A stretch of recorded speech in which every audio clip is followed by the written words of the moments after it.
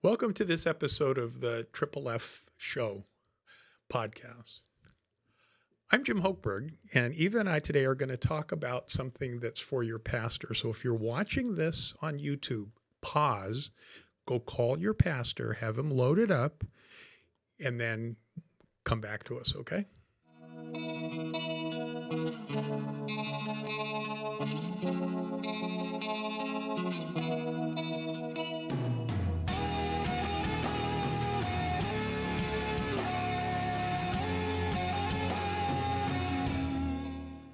Hi, Eva. Hi, Jim. So you and I, we spent the weekend reviewing the entire documentary Letter to the American Church. Well, it's only an hour long. It's only an hour long. And we know that... I didn't take the whole weekend. Did you watch it over and over? Well, I didn't watch the documentary over, but I did research on the documentary because I wanted to see, because we understand that churches are showing it. And we know that Calvary Honolulu already had a showing of this. So we're hoping that after we talk about it today, that we'll have some more interest and we'll have this documentary shown in a couple more churches. But let's take a look at the preview. I'm convinced that the American church has arrived at a significant moment of truth. We are only 75, 80 years removed from three separate regimes that killed 60 to 70 million people intentionally. The parallels with where the American church is now to where the German church stood in the face of the Nazi regime are unavoidable and grim.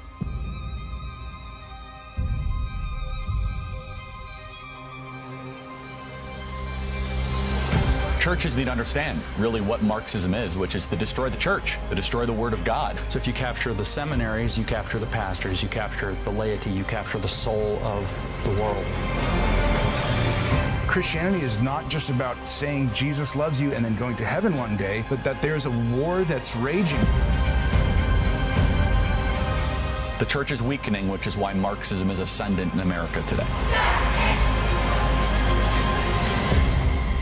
This is the hour of the American church.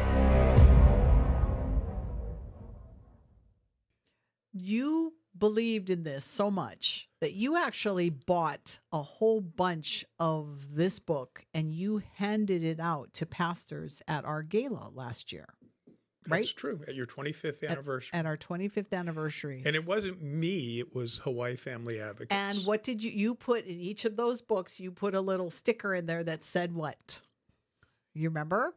Something like, please read this and pass it on to another pastor, or something like that. Yes. And then time went and I never heard anything about it again. And then I saw that Eric Metaxas, who actually wrote the book, and it's about 176 pages long.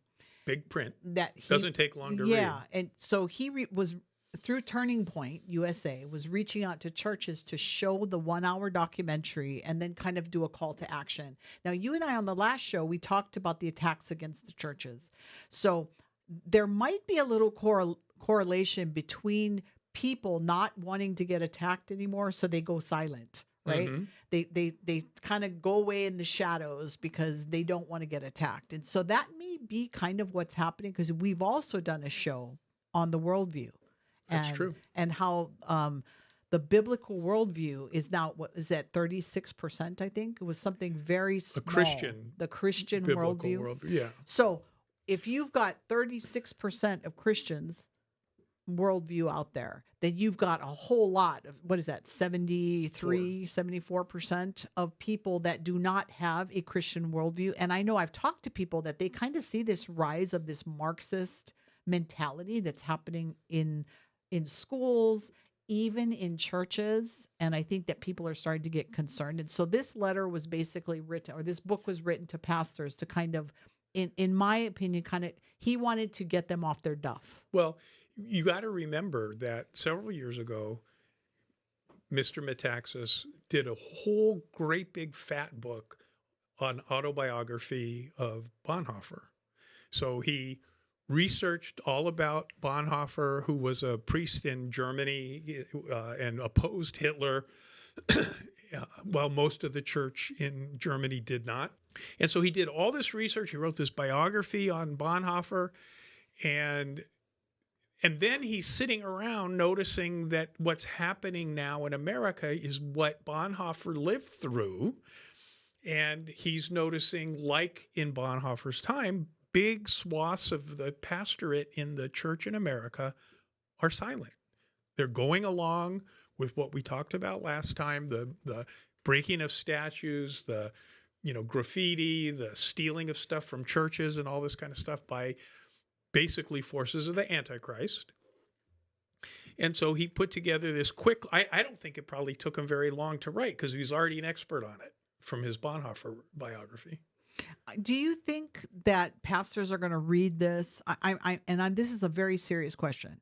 Do you think pastors are going to read this and then they're suddenly going to, go, hey, great idea, let's move? Or do you think, do you mean read the book yes, or watch the film? Both, because it's easier to watch the film. Watching the film It took me more than an hour to but read you the also book. said that the book was also very easy reading. It is, but it took more than an hour. It took more than an hour. Well, the thing though is, like, I watched the documentary with you. We had a little watch party with a few of our board members with Hawaii Family Forum, and so I walked away with two emotions actually. The first emotion was, yeah, because I felt like he was preaching to the choir because we've done this for so long. So we could have done the documentary ourselves. We could have wrote the book. Turning Point's been around a long time. Charlie Kirk, he's been doing a lot of good work out there. But I'm thinking, wait, though, we've been doing this for years. We have been trying to get pastors to come out on issues. They did in the early days. I will be honest that when we did a call to action in the early days, we could get easily 100, 200 pastors with their flock, right?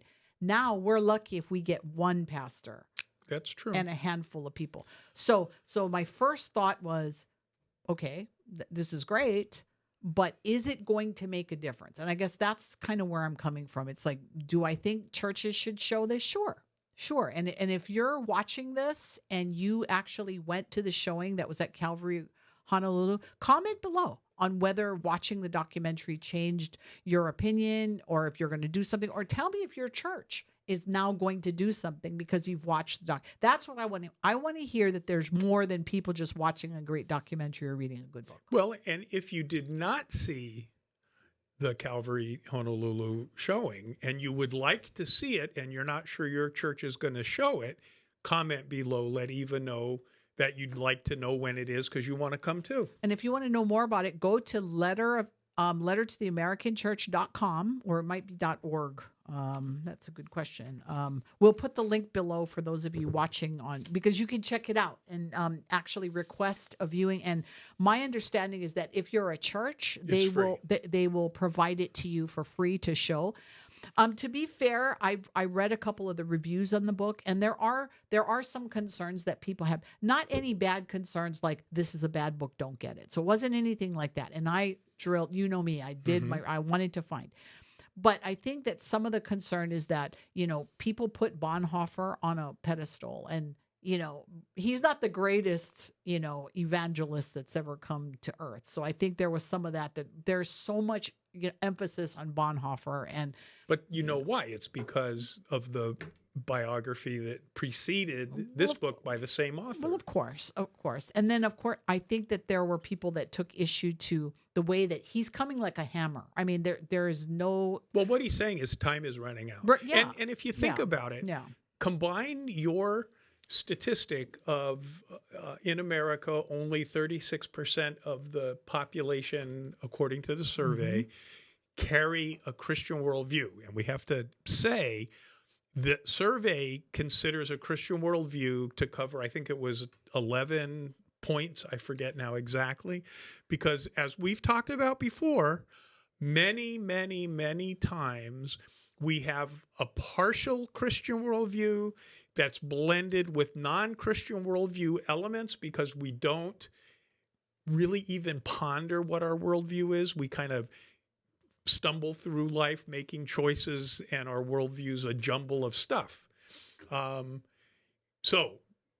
the 36% worldview is a third, 1/3, which means 2/3 don't even qualify as a Christian worldview according to the survey model. And what this show is talking about and what the book is talking about is, well, do you know what the alternative worldview is that is attacking the Christian worldview part of our country? It's Marxist, which is violent atheistic worldview.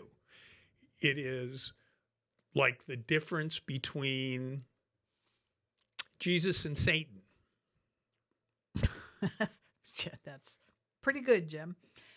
So what do you think, though? I mean, so if we were to order 1 million copies of this book and hand it out to everybody in every But church, people don't read. They watch on their phones. So let's not do books. Let's do video. well, there are people in both camps. Let's just say Well, I that like because, books. yeah, I like books too because I like to go back and revisit it. And you made that joke at the beginning. Did I watch the documentary the entire weekend? No, but I wanted to know more because I think where the rubber meets the road is the action that happens after. I don't care how good the documentary is. I don't care how good the book is. What I want to know is how does it move the needle? How does it get action?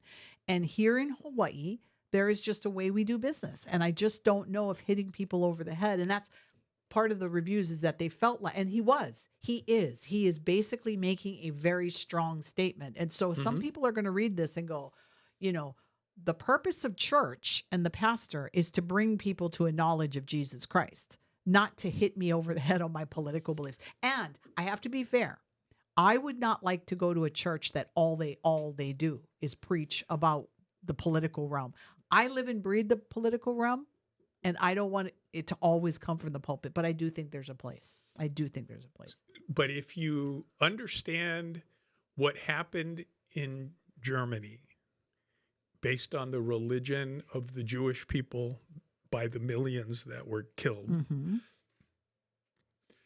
you would really not want that to happen in our country to the biblical people. And what we talked about last week is actual evidence of 400 incidences per year across the country in every single state. No state was left untouched of violent events to the church. So I think it's time that it needs to hit people over the head. I have no problem with it all. And I think the resolution for the people in Hawaii is, look, and you've never heard me say this.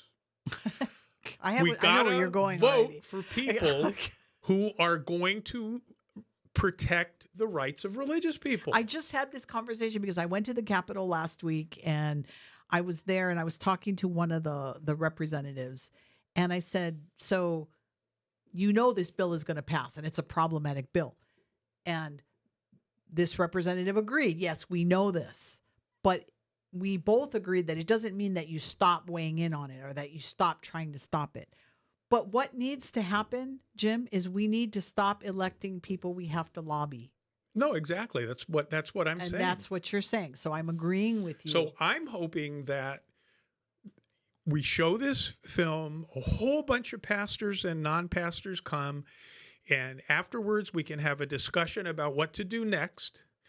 And, that would hopefully result in a change in the election in November. And I'm telling you, and this is why it just stressed me out so much. We've been saying it. This book just encapsulates a lot of what we've already said. You have to pay attention to what's happening at the legislature. You absolutely have to, because those things are going to affect you. It's going to affect your family. It's going to affect your community. It's going to affect your church. Be specific. Tell me about the gender bill. I don't want to get into the gender bill right now because I don't want to have to list this off as lobbying. But I will say that it is a bill that expands an already bad law, right? So let's do it generally. So several years ago, the legislature passed a bill to allow 14 and 15-year-olds to access health care. And you, as well as I know, what defines health care, right? And well, by law, it doesn't include abortion. Well, it did. Specifically. It changed it. So last year when SB1 came up, they took the law that was already on the books about 14 and 15 years. Now, mind you, this was already happening. None of us who have been involved in this have thought that Planned Parenthood was not providing abortions to 14 and 15-year-olds. In fact, there's probably Actually, 13 it's 14, and 12. 15, 16, 17, and 18. Well, I think it goes down to 12. I think that a girl who is facing an unplanned pregnancy probably has had access through Planned Parenthood. I can't prove that, but that's in your opinion. In my opinion. So what they did for SB1 last year is they codified the law to now make sure that everybody understood that healthcare meant contraceptives and abortion access, reproductive healthcare, right? That was all added in there. We said last year, when I tried to get people to weigh in last year and nobody wanted to weigh in, I tried to tell them this is going to end up including gender affirmation stuff.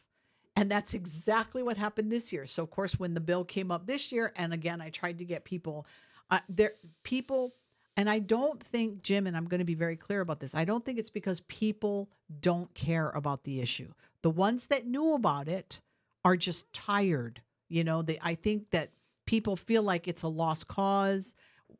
It's very hard to testify at the state capitol. I don't mean the process, because they make it very easy for you to submit testimony online. But I mean, somebody who wants to go down there and testify, first of all, you got to find parking if you're lucky enough to find parking. Most of the time on these controversial issues, they only allow 1 to 3 minutes for testimony, and it might be the last on an agenda. So you have no idea how long it's going to take to get to the bill that you want to weigh in. But you don't have to wait for the hearing. You can go into your own representative in your own senator's office by appointment and have a one-to-one chat for 3 minutes. But you don't even have to do that. It takes 2 seconds to send an email directly to your representative going, I don't like this issue. And if you're not an email person, it takes 3 seconds to make a phone call. Especially if you live in the district. I live in the district and I'm unhappy with this. We provide that information to people. To be honest, we don't always send out alerts on every single issue, but we have an action page that shows the bills that we're tracking. And if somebody cared about that bill, they could right there click, and our system, Voter Voice, will plug you into your legislator. That's what we, so to be fair, these kind of issues come up because there were legislators many years ago who decided this was a good thing. And they passed it. Let me say that the process that we have to be aware of is this is the early stage of making things permissible that were previously not permissible. The next step down the road a little bit more will be to make it not permissible to be opposed to the thing that's now permissible that used to be not permissible. Hang on. And that's when it's too late, because then they're already punishing you. Well, you've got to stop it early. Well, you're right. And you can tell if you take time to read the bill. Now, the bill you were referring to it's an extensive bill. It's not like a couple pages long, because they have to go into several statutes to make changes. Because again, they're not creating a new law. Correct. They are just going in there. So everywhere now where they said, healthcare or access to healthcare for 14 and 15-year-olds, it'll include this. It'll include this. So there's different statutes, right, that they have to go in and change. So but what they're doing, and this was the big part of SB1 you did not like. So that particular statute is not even available yet. When you go to the online Hawaii revised statute, it's not even there yet. This is what they passed last year, because this was the whole new section that they added to make sure that other states, right? So that statute is where they're adding this gender ID stuff. So basically what they're saying is if your child goes to one of those red states, or I should say a blue state. If you live in a red state and you come to Hawaii to get something done medically as a minor, that you can't do at home, and something goes bad, the state of Hawaii will not, and your family wants to enforce the law in their state, they aren't going to get to use the courts in Hawaii. They're not going to get to use subpoenas in Hawaii. They're not going to get they're not going to do that. Yeah. And so Hawaii, and if you remember when SB1 was proposing that, What I testified is that's the reason we had to have a constitutional convention in 1778, because 1789, 87, because the Articles of Confederation after the Revolutionary War didn't make the states honor each other's contracts and orders and judgments and decrees. And so that's part of the Constitution of the United States from the founding era. You're tearing it apart now. Yep. And they didn't care. So Hawaii's going to become a safe haven now for minors to come and get these services. And when they go back to their red state, like Florida or Texas, too bad. Too bad, especially if the minor is harmed. And what are they saying? A lot of these minors that go through this kind of stuff, they regret it. So if they regret it later and then want to come back, Hawaii is nice and safe. They've washed their hands of it. They've become the Judas, but what is the next logical step? I think Pilate's the one that washed his hands. Oh, what did I say? Judas. Oh yeah, sorry. Judas got the silver. Yes, Pilate you are washed correct. his hands. You're right. Yes. Ooh, my mind was definitely not in the right place. But anyway, what is the natural progression?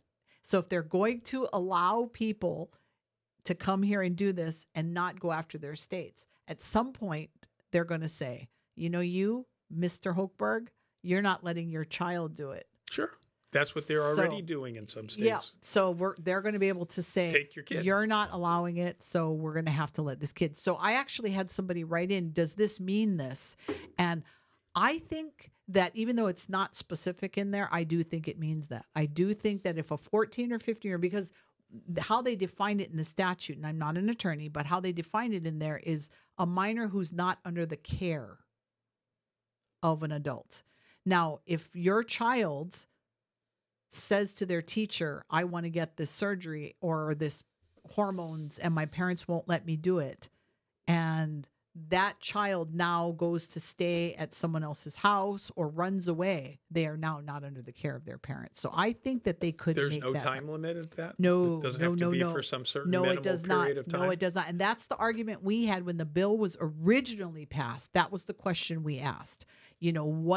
How does a child how are they considered homeless? And basically, if your child runs away from home, they're homeless. If they're sleeping on different people's couches. I mean, how does that defined? I don't know. Now, I'd like to believe, Jim, that everybody behind this is behind it for the right reasons. But unfortunately, I can't say that with full certainty, because when you look at who testifies in support of this bill, guess who it is? It's all your same old. Well, but the thing is, there is actually right and there is actually wrong. And thinking there are, I don't even know what the maximum number anymore, but believing that there's more than two sexes, male, female, based on chromosomes, biology, is wrong. And so this whole gender thing is wrong. And maybe it's not as wrong for grown-ups. I still think it's wrong, but it's certainly wrong for minors if the parents aren't supporting it. I feel bad because I acknowledge, and I know this because I've seen it with my own eyes and talked to teenagers, real teenagers who are experiencing gender issues. And it breaks my heart because they really believe it. Now, I don't know if part of it's because what they're being told at school or the group they hang around. I don't know. But I know that at that moment when I'm talking to them, they really seem to be struggling with their identity. When you have uncertainty, what is it that you want? Certainty. Well, that's what is certainty? Yes. It's an answer. The society, half of the society is providing an answer that helps with their uncertainty, but it's not the truth. But that's my point. My point is that when I'm talking to these individuals and they're really struggling with their gender identity, it's a real thing, right?